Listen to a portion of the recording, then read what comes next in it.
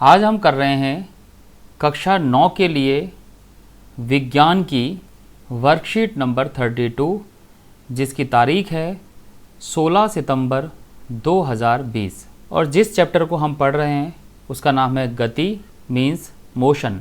और आज हमारा टॉपिक है चाल का ग्राफीय प्रदर्शन। इंग्लिश में इसका नाम है ग्राफिकल रिप्रेजेंटेशन ऑफ स्पीड। यहाँ पर हम जानते हैं कि ये जो बच्चा है इसका नाम है ज्ञान और ये अपनी दीदी जिज्ञासा से बात कर रहा है और इसने सवाल पूछा है, जिज्ञासा दीदी, क्या हम किसी वस्तु की चाल को उसके दूरी समय ग्राफ से भी ज्ञात कर सकते हैं? जिज्ञासा दीदी, can we calculate the speed of an object by its distance time graph? तो आज हमें किसी भी ऑब्जेक्ट की स्पीड के लिए उसका डिस्टेंस टाइम ग्राफ मीन्स दूरी समय ग्राफ बनाना सीखना है। यहाँ पर हम देखते हैं जिज्ञासा दीदी ने जो जवाब दिया है वो जवाब कुछ इस तरह से है। पहली चीज़ जो हमें सीखनी है कि किस तरह से हम दूरी और समय का मीन्स डिस्टेंस टाइम का ग्राफ हमें ड्रॉ करना है। दूसरी चीज़ जो हमें सीखनी है वो ये सीखनी है यूनिफॉर्म मोशन के लिए क्या ये ग्राफ स्ट्रेट लाइन होता है या नहीं। चौथी चीज़ हमें सीखनी है उसका स्लोप से स्पीड कैसे निकालें और नीचे ये मेथड है उसकी स्पीड निकालने का मेथड। तो पहले इन चार चीज़ों को हम समझ लेते हैं। इसको समझने के लिए हमने एक ग्राफ पेपर लिया हुआ है। यहाँ पर हमने समझने के लिए एक घड़ी ली हुई है जिसका काम है टाइम बताना। एक सामने एक लाइन है, हम मान लेते हैं कि ये लाइन एक सड़क है जिस सड़क पर कोई बस या कोई ऑब्जेक्ट चलेगा। ऑब्जेक्ट चलना शुरू करेगा पॉइंट ए से। जैसे जैसे ऑब्जेक्ट चल के बी पॉइंट पर या सी पॉइंट पर डी पॉइंट पर आएगा उसी तरह से हम डिस्टेंस और टाइम की वैल्यूज़ को नोट करते जाएंगे। टाइम हम यहाँ पर नोट करेंगे और उसके साथ साथ जो डिस्टेंस हम मूव कर रहे हैं उसको हम यहाँ नोट करेंगे। सबसे पहला पॉइंट है ए। इस समय घड़ी स्टार्ट होगी। घड़ी में टाइम मान लेते हैं 12:0 है तो टाइम हमारा यहाँ पर हो गया 0 सेकेंड। और डिस्टेंस, ये डिस्टेंस यहाँ से नोट करते हैं जो 0 मीटर का बोर्ड लगा हुआ है तो डिस्टेंस भी हुई 0 मीटर। इस तरह से ए पॉइंट पर हमें टाइम और डिस्टेंस समय और दूरी पता लग गया। इसी तरह से जब बी पॉइंट पर पहुँचते हैं तो अब हम मानते हैं कि यहाँ से लेकर यहाँ तक आने में 1 सेकेंड लग गया तो टाइम यहाँ पर हुआ 1 सेकेंड। घड़ी इस समय जो टाइम दिखाएगी वो 1 सेकेंड टाइम शो करेगी और डिस्टेंस यहाँ पर कितनी है 5 मीटर। उसके बाद सी पॉइंट पर आते हैं। अब 1 सेकेंड टाइम और लग गया एक्स्ट्रा तो इस समय इस क्लॉक में जो टाइम होगा वो होगा 2 सेकेंड का। तो यहाँ पर टाइम होगा 2 सेकेंड का। ये ऑब्जेक्ट कितने डिस्टेंस मूव करेगा इसको देखने के लिए हम पोजीशन देखते हैं और पोजीशन है 10 मीटर की। इसी तरह से डी पॉइंट पर आएंगे तो टाइम हो जाएगा 3 सेकेंड, पोजीशन हो जाएगी 15 मीटर। इसी तरह से ई पॉइंट पर आएंगे, टाइम होगा 4 सेकेंड और पोजीशन हो जाएगी 20 मीटर। यहाँ हमने टाइम और डिस्टेंस को नोट कर लिया है। तो ध्यान रखिए इस तरह से जो डिस्टेंस हमें मिलती है वो वास्तव में डिस्टेंस नहीं होती है, वो होती है उसकी पोजीशन। हिंदी में इसको लिखेंगे स्थिति। अगर इससे डिस्टेंस पता लगाना चाहते हैं तो हमें इन दोनों को सब्ट्रैक्ट करके ही इनकी डिस्टेंस पता लगेगी।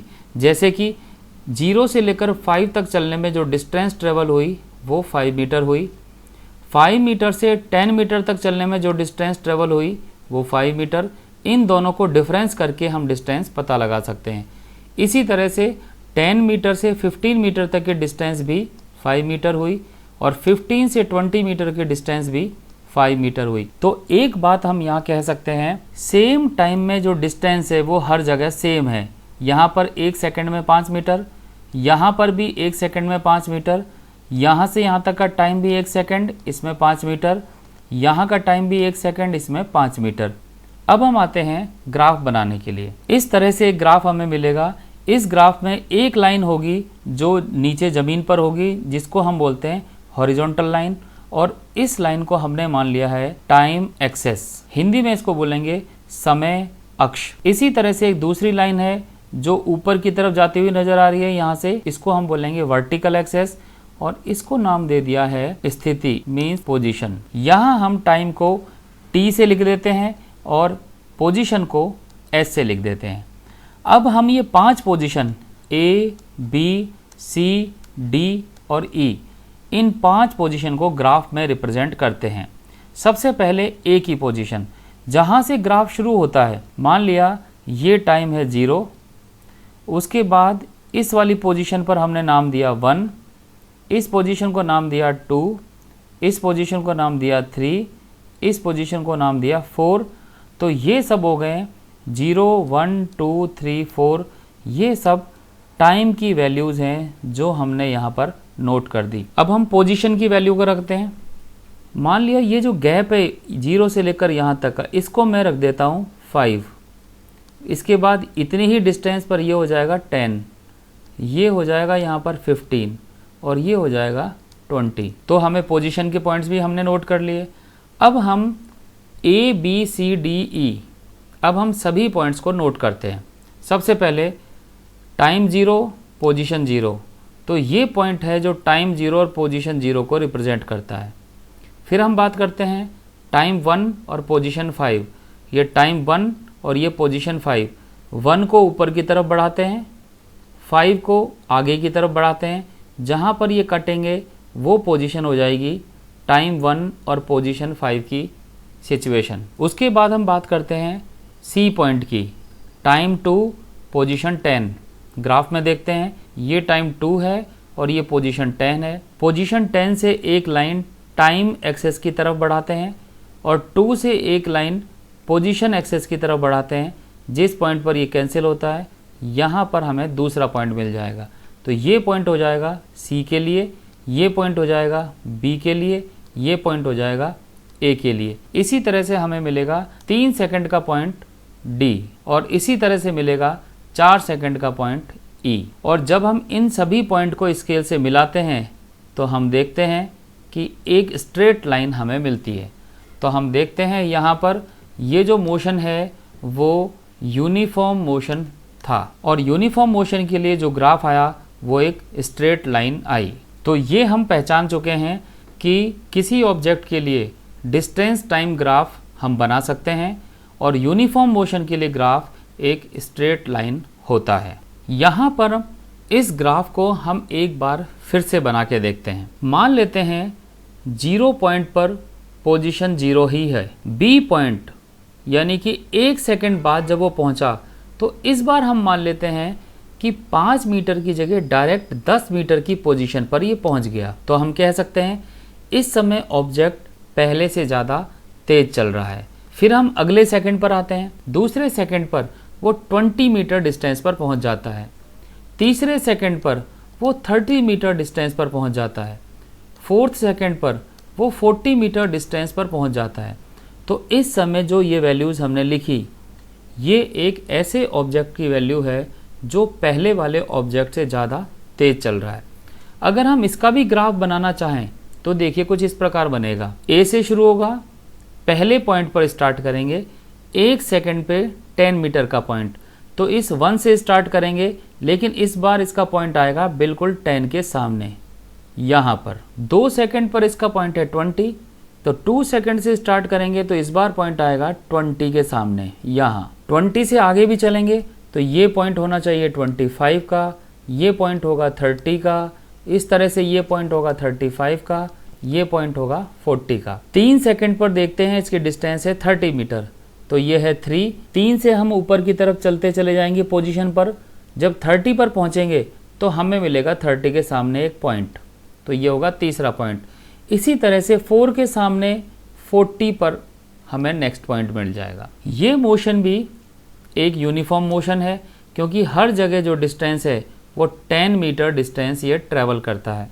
और यहाँ पर भी अगर ग्राफ ड्रॉ करते हैं तो हम देख सकते हैं इसका ग्राफ भी एक स्ट्रेट लाइन आएगा। यहाँ पर हो सकता है आपको ये दोनों ग्राफ सीधी रेखा में नज़र नहीं आ रहे हों, पर जब आप ये ड्रॉ करेंगे तो आप स्केल से इसको ड्रॉ करना, तो ये एकदम स्ट्रेट लाइन बनेंगे। यहाँ हम देखते हैं एक ग्राफ ऐसा है जो टाइम एक्सेस के पास है, और एक ग्राफ है टाइम एक्सेस से दूर है।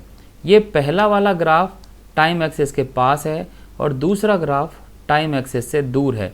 हम कह सकते हैं दूसरा वाला ग्राफ जो है ये ज़्यादा खड़ा हुआ है।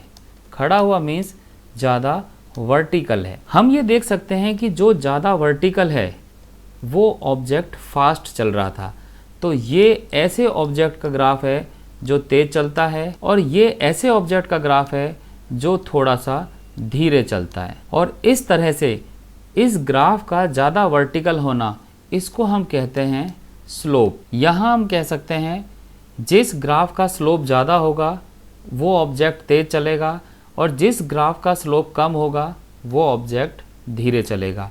हमने पिछली एक वर्कशीट में ऐसा क्वेश्चन किया भी है। अब हम बात करते हैं नॉन यूनिफॉर्म मोशन के लिए। असमान गति में हम जानते हैं कि इस समय जो ऑब्जेक्ट चलता है वो सेम टाइम में सेम डिस्टेंस नहीं चलता। मान लेते हैं हम अलग अलग टाइम को लेते हैं और अलग अलग पोजीशंस को हम नोट करते हैं। आपको मैं फिर से याद दिला दूं, पोजीशन और डिस्टेंस में कंफ्यूज नहीं होना है। जो हम यहाँ लिखते हैं वो पोजीशन होती है और जो डिफरेंस करके निकालते हैं वो डिस्टेंस होती है। मान लेते हैं 0 टाइम पर उसकी पोजीशन 0 है और ये पोजीशन है पॉइंट ए की पोजीशन, ऑब्जेक्ट ए पर रखा हुआ है। उसके बाद हम मान के चलते हैं 1 सेकंड में चलता है और ऑब्जेक्ट बी पॉइंट पर आ जाता है, तो इसकी पोजीशन हो गई 5। उसके बाद हम 1 सेकंड और चलाते हैं और इस बार जो नई पोजीशन है वो पोजीशन है उसकी 15 मीटर। इसके बाद हम नेक्स्ट पोजीशन पर लाते हैं, 1 सेकंड इसको और चलाते हैं तो अब टाइम हो जाएगा 2 सेकंड और मान लेते हैं इस बार वो आ गया है 15 मीटर की पोजीशन पर। उसके बाद तीसरे सेकंड पर हम लाते हैं इसको और तीसरे सेकंड पर उसकी पोजीशन मान लेते हैं 50 से भी बहुत ज़्यादा हो जाता है, वो 25 पर आ जाता है। उसके बाद 4th सेकंड पर इसको हम चलाते हैं आगे और वो 50 मीटर पर आ जाता है। मान लिया हमारी ये पोजीशन हमें मिल गई। यहाँ इस डायग्राम में हम देखते हैं हमने 20 मीटर के आगे डायग्राम नहीं बना रखा है। अगर बनाते तो ये डायग्राम उसी तरह से और आगे भी बनता। अब हम इन पोजीशन को ग्राफ में रिप्रेजेंट करते हैं।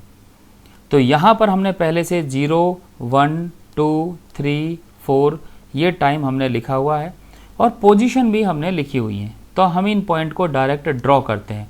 0 पर 0 पहला पॉइंट है तो पहला पॉइंट ड्रॉ है ऑलरेडी, यहाँ पर आ जाएगा।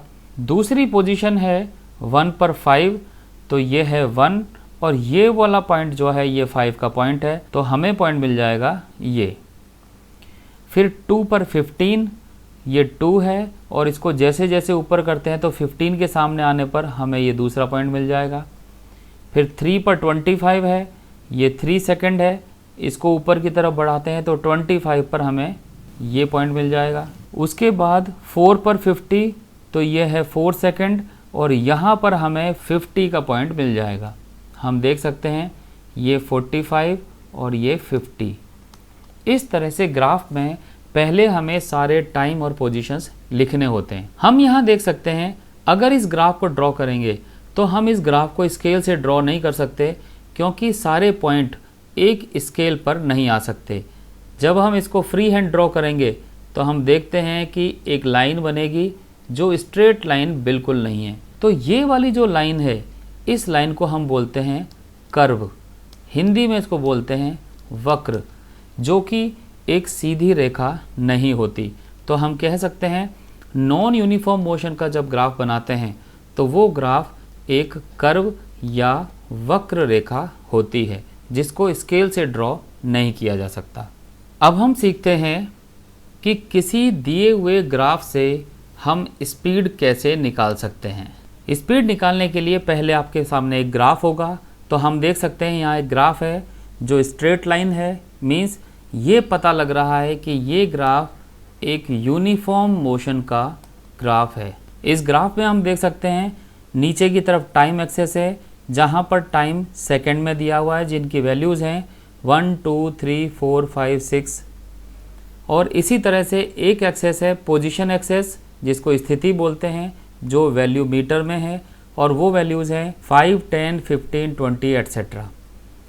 तो जब भी हम ग्राफ ड्रॉ करना चाहते हैं तो सबसे पहला काम है हमें ग्राफ पर 2 पॉइंट्स बनाने हैं। तो मान लिया हमने पॉइंट बनाया, एक पॉइंट बनाया जिसका नाम मैंने दिया A, एक दूसरा पॉइंट बनाया जिसका नाम है B। इन पॉइंट से 2 लाइन ड्रॉ करनी है। एक लाइन ऐसी जो पोजीशन एक्सेस पर जाए और एक लाइन ऐसी जो टाइम एक्सेस पर जाए। तो पोजीशन एक्सेस पर लाइन ड्रॉ करते हैं तो वो जाके 15 वाले पॉइंट से मिलती है, और टाइम एक्सेस पर जब इस लाइन को ड्रॉ करते हैं तो वो जाके 3 सेकेंड वाले टाइम पर मिलती है। इसी तरह से B से भी 2 लाइन ड्रॉ करनी है, एक पोजीशन एक्सेस पर जो कहीं 25 पे मिल रही है और दूसरी लाइन टाइम एक्सेस पर, और वो वाली लाइन जाके 5 पर मिलती है। तो हमें 2 पोजीशन मिल जाती हैं, 2 टाइम मिल जाते हैं। जो पहली वाली पोजीशन है उसका नाम 1 है, दूसरी पोजीशन का नाम 2 है। ये हम जानते हैं speed is equal to distance upon time. अगर इस पोजीशन को नाम देते हैं S1, इसको नाम देते हैं S2, तो डिस्टेंस निकालने के लिए हमें इन दोनों को सब्ट्रैक्ट करना होगा, मीन्स S2 माइनस S1 करना होगा। इससे हमें दूरी मिल जाएगी। और इसी तरह से जब टाइम पता लगाना होगा तो पहला टाइम अगर T1 है, दूसरा टाइम T2 है, तो इनको भी सब्ट्रैक्ट करके हमें टाइम पता लग जाएगा। तो वैल्यूज़ रखते हैं 25 माइनस 10 अपॉन 5 माइनस 3। इस तरह से ऊपर सब्ट्रैक्ट करके मिलेगा 15 और नीचे मिलेगा 2, और डिवाइड करेंगे तो 7.5, और इस तरह से हम ऑब्जेक्ट की स्पीड पता लगा सकते हैं। तो ये एक तरीका है ग्राफ से स्पीड पता लगाने का तरीका। यहाँ पर भी इस ग्राफ में स्पीड निकालना सिखाया हुआ है, जो कि अब हम पहले से सीख चुके हैं। अब आते हैं इस वर्कशीट के अगले हिस्से में। यहाँ पर एक ग्राफ दिखाया गया है और ग्राफ के बारे में कुछ चीज़ें हमें बताई हैं। पहली चीज़ है A से लेकर B तक के ग्राफ के बारे में। तो देख सकते हैं एक स्ट्रेट लाइन ग्राफ है, और हम जानते हैं straight line graph uniform motion means एक समान गति का ग्राफ होता है।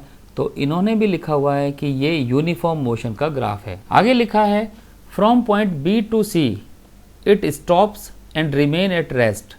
इसमें लिखा है B से C तक वो रुक जाती है और विरामावस्था में रहती है, यानी ये रुके हुए ऑब्जेक्ट का ग्राफ है। इसको चेक करते हैं। 5वें सेकंड पर अगर हम देखते हैं तो उसकी पोजीशन है 3 मीटर पर। 6ठे सेकंड पर देखते हैं तब भी उसकी पोजीशन 3 मीटर पर है। 7वें सेकंड पर देखते हैं तब भी वो 3 मीटर ही है। तो हम देख सकते हैं 5th सेकंड से लेकर 7th सेकंड तक उसकी पोजीशन 3 मीटर पर ही है। तो जब ऑब्जेक्ट की पोजीशन बदल ही नहीं रही तब हम कह सकते हैं कि वो ऑब्जेक्ट रुक चुका है। तो मीन्स ये सही लिखा है बिल्कुल। यहाँ हमें एक बात और ध्यान रखनी चाहिए कि जब भी ऐसा ग्राफ हो जो टाइम एक्सेस के पैरेलल हो, टाइम एक्सेस के जैसा हो, तो ये ग्राफ हमेशा एक ऐसे ऑब्जेक्ट का ग्राफ है जो कि रेस्ट में रहता है। तीसरे पॉइंट पर आते हैं। From C to D, C से लेकर D तक का ग्राफ फिर से स्ट्रेट लाइन है, यानी कि यूनिफॉर्म स्पीड होगी। लेकिन इन दोनों ग्राफ को देखते हैं, A से लेकर B तक का ग्राफ और C से लेकर D तक का ग्राफ। कौन सा ग्राफ है जो टाइम एक्सेस से ज़्यादा वर्टिकल है, यानी ज़्यादा खड़ा है? तो हम देखते हैं CD वाला ग्राफ है वो ज़्यादा खड़ा हुआ है। तो हम कह सकते हैं कि CD वाले केस में ऑब्जेक्ट फास्ट चल रहा है और AB वाले केस में ऑब्जेक्ट स्लो चल रहा है, और यही यहाँ पे लिखा है कि इसकी चाल यहाँ पर अधिक है। वर्कशीट के नेक्स्ट पार्ट पर आते हैं। ग्राफ A को देखते हैं तो हम समझ सकते हैं कि ये एक स्ट्रेट लाइन ग्राफ है, बिल्कुल सीधा है, तो ये यूनिफॉर्म मोशन का ग्राफ होगा, जो कि अब हम जानते हैं। ग्राफ B वस्तु की असमान चाल को दर्शाता है। ये ग्राफ वास्तव में एक कर्व है, और हम जानते हैं कि जब भी ग्राफ एक वक्र हो तो वो नॉन यूनिफॉर्म मोशन मीन्स असमान गति को रिप्रेजेंट करता है। तीसरा ग्राफ वस्तु की विरामावस्था को दर्शाता है। हम अभी अभी पढ़ के आए हैं कि अगर ग्राफ टाइम एक्सेस के जैसा है तो इस समय ऑब्जेक्ट रुका हुआ होता है। तो ये तीसरा ग्राफ ऐसे ऑब्जेक्ट का है जो रेस्ट में है।